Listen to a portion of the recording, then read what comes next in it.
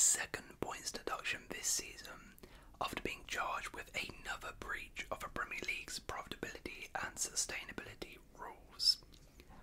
Nottingham Forest were also charged, meaning both clubs have been referred to an independent commission after reporting losses that exceed the allowed amount over a 3-year period. Everton are already appealing against a 10-point deduction for breaches relating to the 21-22 campaign. Previously, measures like these have often been referred to as FFP, financial fair play, but the Premier League now refers to them as PSR, though the intention is the same: to police how much money clubs are allowed to lose over a given period of time. Just know when I say PSR or FFP, they are basically the same thing. Under the Premier League's PSR rules, clubs are entitled to lose a maximum of 105 million over 3 seasons, although certain costs can be deducted. But how did England's top flight agree on the £105 million figure? And is there an argument that it should be increased in line with inflation, and is it actually doing its job in being fair? So, firstly, why were these regulations brought in? Football's near total lack of regulation after the 1996 Bosman ruling fostered a situation where there was almost no control over spending. The payment of player wages accelerated by the explosion of broadcasting contracts, created an arms race that brought many clubs to the brink of bankruptcy. Salaries were often ominously high percentages of revenues. There were numerous examples of clubs who didn't pay players or other clubs on time. That was actually the genesis of a fair play name. It was to stop clubs from agreeing to buy players when they knew at that point they couldn't afford to buy them. UEFA had actually wanted to introduce a hard salary cap in 1999, but decided against this and spent years developing a system to regulate football finances. It was while all this was being done that the entire industry was suddenly inflated in a way no one imagined. Roman Abramovich bought Chelsea. That did fire emotion amid all the dry financial details. Karl-Heinz Rummenigge was livid that a club like Bayern Munich, who had won the European Cup 4 times, could just lose a star player like Michael Ballack to some irrelevant rich outfit like Chelsea. The effects did go way beyond that self-interested top end though. By paying so much in transfer fee and wages, Chelsea drastically raised the financial threshold. Other clubs didn't just have to pay more to get players, they had to pay much more to keep them. The introduction of any new source of inflation, particularly in the form of turbochargers like oligarchs and sovereign wealth funds, was going to ruin football without control. Even figures like Abramovich saw the sense, in part because of how destructive they realised the wage race was. They just didn't want to be the ones to tell the supporters they were stopping spending, so it was useful to point at UEFA. A number of crucial moments overlapped from there. Man City were bought by Abu Dhabi in 2008. It was then, as FFP was publicly announced in the summer of 2009, that City went on their first huge spree and caused another inflation. The Premier League inevitably followed with their own regulations when there was another huge spike. That was at the start of the 2011-12 season, which was the first season covered by FFP, when Qatar bought PSG. By 2014, after the accounts of those seasons had been looked at, the French club and Man City were two of a few clubs to have been investigated.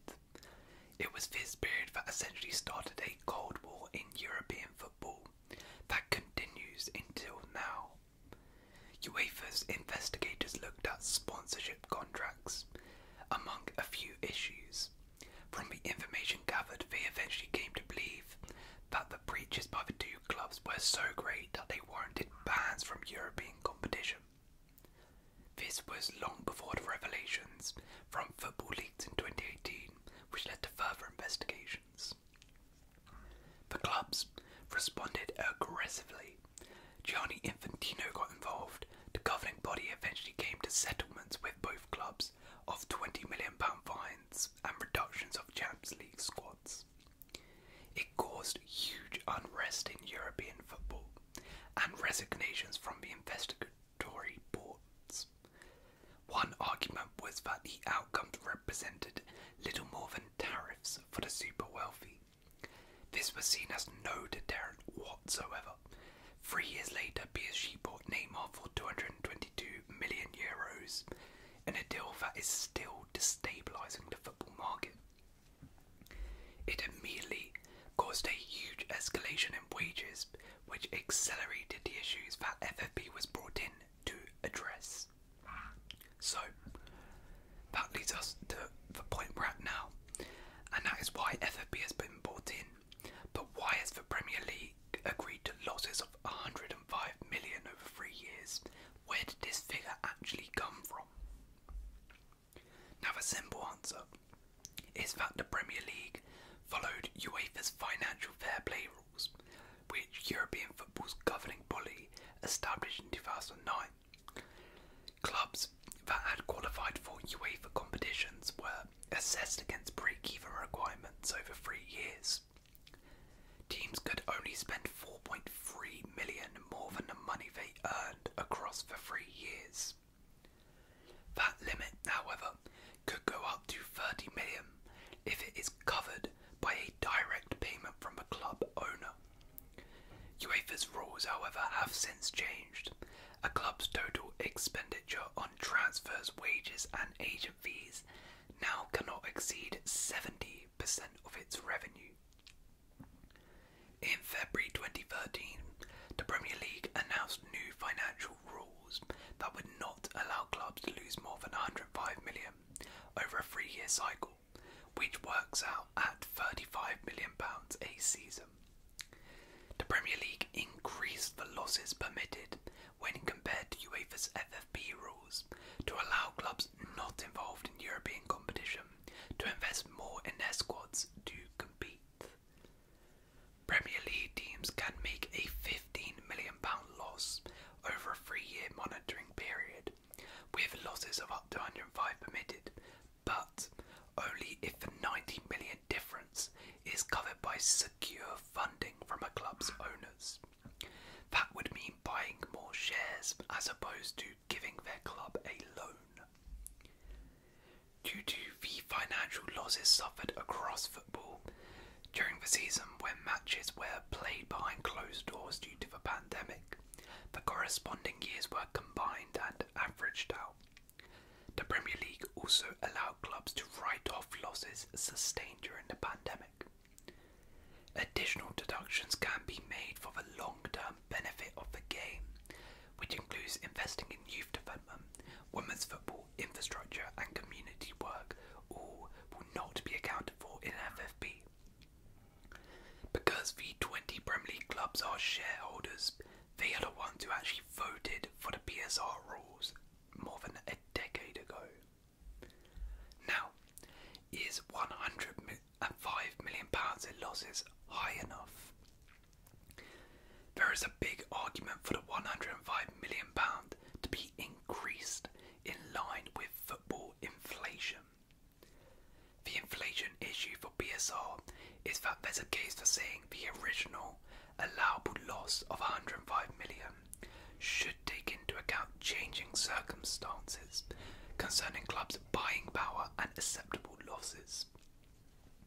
Since the 3-year figure was set in 2013, football-related prices have gone up, whether that is player wages or transfer fees.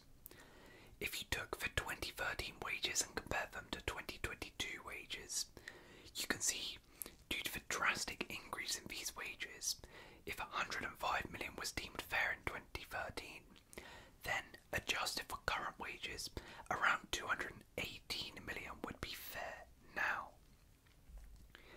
If the allowable losses had risen in line with football inflation, then Everton and Nottingham Forest would have been well within the limit, with Newcastle, who are majority owned by the Saudis, also being allowed to spend more freely.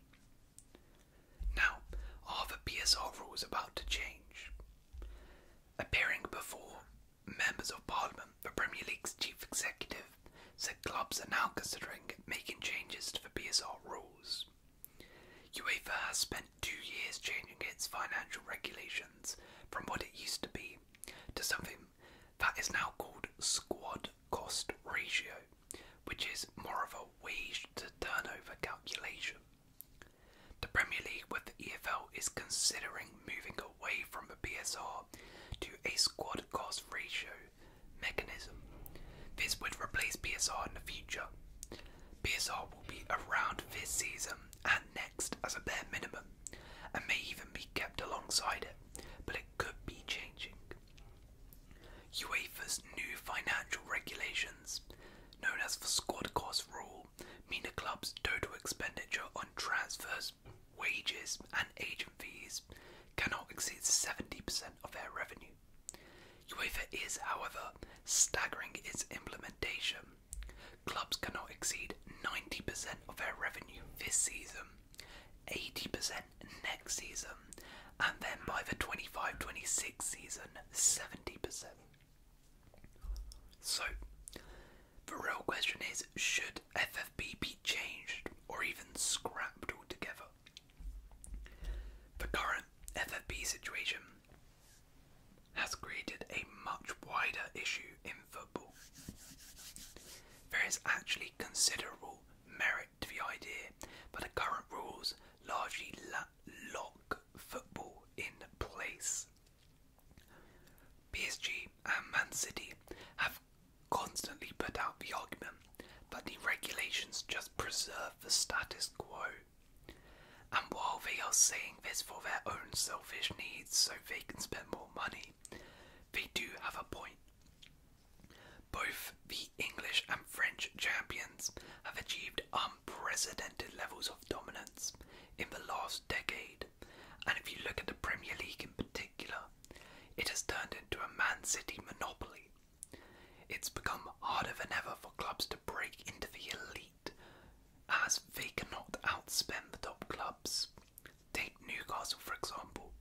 Newcastle are, in terms of owners, by far and away the richest club in the Premier League, yet they are not allowed to spend any of this money, meaning their rise to potentially overthrowing Man City and making the Premier League more competitive is going to take a long time due to FFP. There is an argument that there should be more nuance and flexibility. Rules can certainly be tweaked. It does not look right that Everton can potentially suffer from an element of double jeopardy in their current case and are going to be punished twice. What we should be really talking about here though isn't more investment but more redistribution of resources. The game has almost limitless money after all. There's even an argument that it's a good thing the regulations force managers into purely football solutions rather than the transfer market. The biggest flaw is the main counter argument though. If anyone was devising a sport from scratch, absolutely no one would think it was a good idea to outsource competitiveness to oligarchs, sovereign wealth funds, states or private equity groups. That's not what football is supposed to be for, and it should never be dependent on that kind of income. There are too many risks before you get into the bigger moral debates. That's why it's helpful in such situations to imagine an alternative solution. What would the game look like if it didn't have anything resembling FFP? It would probably be far less competitive due to the richest just pumping in whatever they wanted.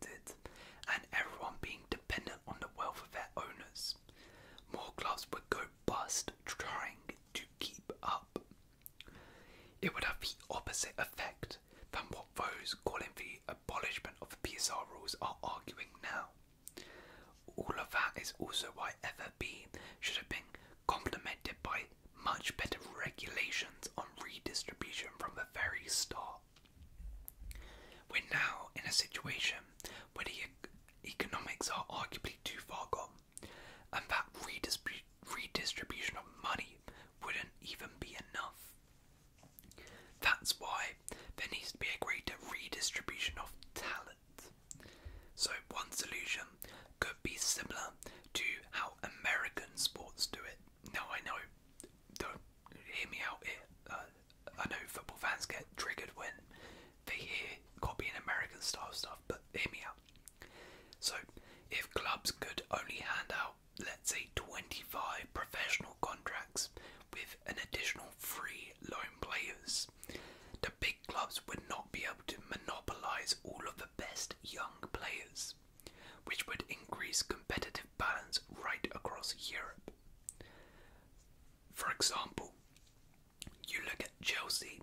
Chelsea have stockpiled 1 billion young players over the years, and you look at them now. Andre Santos, Angelo, Datro Fofana. These guys are not playing games at Chelsea. If there was a cap on how many contracts Chelsea could offer, of let's say 25, Chelsea would not go ahead and sign these guys, and that would allow other clubs lower down the table, I don't know, maybe a Burnley, to permanently sign an Andre Santos. And that would make the league a lot fairer, as these other clubs get to use the young talents, and the big clubs will not hoard all of the talent.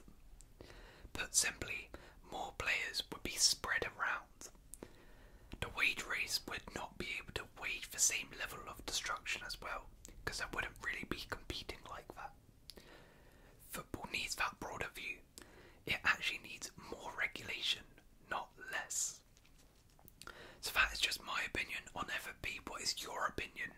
I did ask you guys in the community post, did you think FFP needs to be changed, or it's fine the way it is?